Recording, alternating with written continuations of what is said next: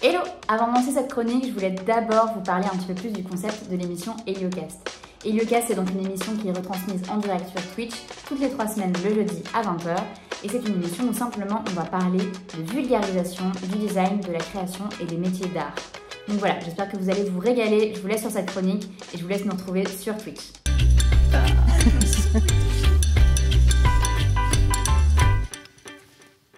Donc bienvenue dans Pickles Design. Alors moi je me suis dit que j'allais vous parler d'actualité, des dernières choses. Alors tout n'est pas d'hier, mais on va traverser un peu de la communication, du graphisme, de la pub, pas mal de choses diverses et variées. Il n'y a pas forcément de lien entre tout. Et pour commencer, je voulais vous parler d'Occlusion Grotesque. C'est un projet de Björn Karman qui est un designer danois. C'est toujours un peu compliqué de savoir sa nationalité. Pourquoi ça se lance pas? Voilà. Designer danois, pardon.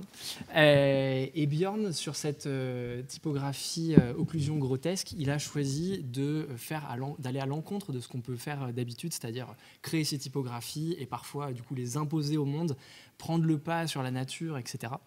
Lui, il a fait un concept inverse, c'est-à-dire qu'en 2015, il a commencé son projet, il a duré jusqu'en 2020. Et en fait, il a commencé à graver dans un arbre une typographie linéale que vous avez à l'écran. Et en fait, tous les ans, il a il a pris en photo la cicatrisation de l'arbre et donc l'évolution de sa typographie. Et ce qui est plutôt cool, c'est que du coup, c'est l'arbre qui a retravaillé la typographie. En fait, il a travaillé en collaboration avec la nature. Je trouvais ça hyper poétique et puis ça va un peu à l'encontre de tout ce qu'on peut voir aujourd'hui. Si vous avez envie, la typo, elle est disponible sur son site. Donc c'est Björn Karman, j'espère que je prononce bien. Vous pouvez la télécharger, il y a pas mal de prints, il y a pas mal de choses. Tu peux t'en servir, ouais. Tu peux l'utiliser, il y a différentes graisses. Mais à la place du gras, bold, light, etc., c'est année 1, année 2, année 3, année 4. Et donc, il y a une sorte de déformation. Petit fun fact, sachiez-tu Le sachiez-tu les arbres poussent par le haut. On a tendance à l'oublier, mais en fait, ils poussent par le haut. C'est-à-dire que en fait, le tronc va s'élargir, mais en soi, c'est les branches en haut qui poussent, qui s'agrandissent, mais pas comme un humain où tu pars du sol et tu grandis comme ça, tu vois. Ok. Ouais. Non, mais je suis. Ce qui fait que la typographie est élargie et tirée, et en fait, elle est tirée sur le côté. C'est pour ça qu'on ne la voit pas s'étirer vers le haut. Vous regarderez en détail sur le site, mais petit détail. Incroyable. Ensuite, je voulais vous parler d'un deuxième truc. C'est quelque chose qui a été annoncé il y a de ça genre 2 mois, un truc comme ça, un peu moins, 1 mois. C'est Back Market qui est rentré dans le giron de l'agence Marcel, agence que j'aime beaucoup. Et je me suis dit que ça allait faire un truc super parce que Back Market, super com, Marcel, super agence de com. Et en fait, ils ont ensemble créé le Hack Market, c'est-à-dire que pour la journée de la Terre, Back Market a communiqué dans les Apple Store de 7 villes du monde. Ils ont créé une sorte de balise que vous avez à l'écran pour hacker le airdrop, donc l'échange natif de messages de Apple. Ce qui fait que vous voyez tous les lignes d'iPhone qui sont présentes dans les Apple Store pour démonstration. En fait, les gens, quand ils prenaient un téléphone à la main, ils recevaient une petite pop-up de AirDrop disant « Back Market, vous partagez un lien ». Et si vous acceptiez le partage, ils vous envoyaient une sorte de petit message de propagande comme ils savent faire pour vous dire que vous pouvez consommer de manière différente, que votre téléphone peut être plus vert, moins cher si vous passez chez eux. Et ça a fait pas mal de bruit sur les réseaux dernièrement. Peut-être que même vous l'avez vu, vous pouvez nous le dire dans le chat. Parce qu'ils ont hacké le temple de la communication, ils ont hacké la grande société technologique. Apple en PLS, là, actuellement. D'ailleurs, ils commencent la vidéo en disant que leur juriste ne va pas apprécier. Tu m'étonnes. Mais je pense que Apple a zéro intérêt à dire quoi que ce soit en fait. De ouf. Du coup, je pense qu'ils vont faire profil bas en mode rien ne s'est passé quoi. Je me permets juste, alors je sais pas du tout, je m'avance, mais je pense qu'ils n'ont pas vraiment fait ce truc. Je pense qu'ils ont plus fait du storytelling, c'est un coup de com, et que du coup derrière ils jouent sur le fait que tout le monde va être hyper surpris que Apple se soit fait hacker et ça fait du bruit pour Oui, Back je pense Market. que les systèmes de sécurité d'Apple sont suffisamment forts pour ne pas se faire hacker, mais c'est très bon. Cool, et s'ils l'ont vraiment fait, bravo, parce que c'est vraiment un coup de génie. Incroyable. Et déjà, de base, pour revenir là-dessus, moi je l'ai vu sur une story Insta. Et il précisait pas que c'était via AirDrop. Donc en fait, tu avais vraiment l'impression que le téléphone avait pris possession, Black Market, voilà, c'est ça. C'est Black Mirror, quoi. C'est trop bien foutu. On prend la main sur tous les iPhones. Troisième petit sujet, là c'est pas un projet, je voulais vous parler d'une tendance, j'ai vu ça sur Twitter, enfin c'est quelque chose que j'avais remarqué, que vous avez peut-être vu aussi dernièrement, une sorte de tendance dans le design graphique et l'identité de marque. C'est ce qui a été appelé sur Twitter, en tout cas, le nouveau rébut. Et le nouveau rébut, en fait, c'est le principe d'avoir une typographie et d'habiller cette typographie avec des photographies, des pictogrammes à l'intérieur des lignes de texte. Vous voyez tous le principe du rébut, de lire des images pour en faire une phrase. Et en fait, le nouveau rébut, c'est un peu récupéré là-dessus. Donc la première fois qu'on a vu ça, c'est en 2018 avec Paola Char de l'agence Pentagram pour le projet qu'il y avait juste avant. Et, oui, je me souviens plus. Tu peux switcher sur l'avance. Et puis là, dernièrement, par contre, j'avais pas fait attention, enfin en tout cas, j'avais pas cette notion de nouveau rébut. Mais c'est le slip français qui était pas mal décrié. On en a discuté sur des vidéos, on en a discuté à pas mal d'endroits. Mais en fait, ils ont inclus ce truc-là. Et pour le coup, c'est vraiment du rébut dans le sens où ils remplacent carrément des mots par des pictogrammes colorés. Là où pour certains autres projets, comme celui que vous avez, Orlands de Heydays à droite, c'est plutôt de l'ornement. Illustratif. C'est plutôt illustratif. Et ce qui est assez fou, c'est que cette tendance, là, aujourd'hui, elle est vraiment sur tout type d'entreprise. Ça va de Google à... vous voyez, il y avait une entreprise de chaussures. Là, on a Figma. Il y a vraiment, ça parle vraiment à pas mal de gens.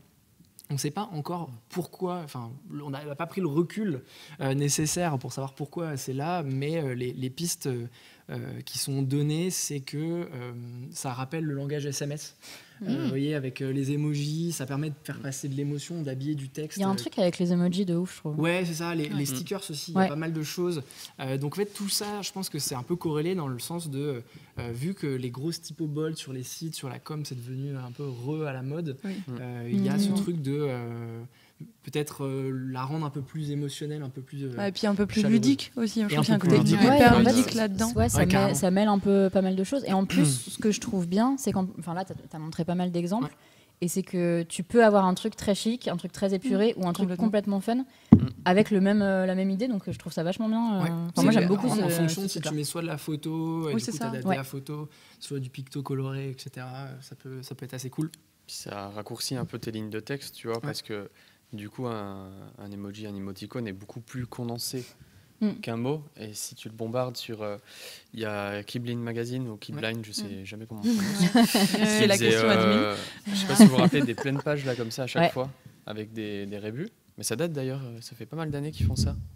Donc ils étaient peut-être dans les premiers. Ça fait un moment, ça fait un moment qu'ils sont là. Et c'est super cool parce que moi qui suis pas un gros lecteur, tu vois, ça t'accroche tout de suite. Moi, parce que t'as des pauses, et tu prends plaisir à lire, je trouve. C'est ça apporte un petit côté fun. Mais t'as le sens en fait. Tu comprends déjà le sens des mots sans avoir à lire, quoi. Ouais, et puis au-delà de la typo, ça te met dans l'univers. Ouais, c'est une accroche visuelle directe. Tout de suite, tu peux comprendre l'émotion, l'univers graphique. Après, faut faire attention aussi. Alors là, j'ai l'exemple Keio. Ça peut être un peu le bordel aussi, quoi. Là, c'est genre il y a des moments où on ne sait plus trop ce qu'on est en train de lire. Donc voilà, et dernier truc, il y a quand même des agences, ça je suis pas hyper d'accord, mais il y a des agences qui disent que ça leur permet aussi de communiquer de manière internationale avec par exemple toutes les filiales.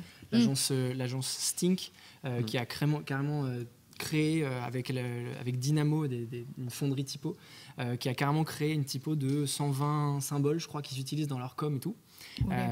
Donc ils disent que ça permet de discuter avec tous les pays du monde là où ils sont présents. Mais là, t'as pas la frontière de la langue, en fait. Ouais. Après, tu discutes pas juste en images, quoi. Tu vois. Ouais, non, mais t'as quand même une approche, tu peux... Mais je pense que il y a un petit truc, faut que ça mûrisse encore, mais il y a un petit truc. C'est comme les typos emoji, en fait. Ouais, carrément.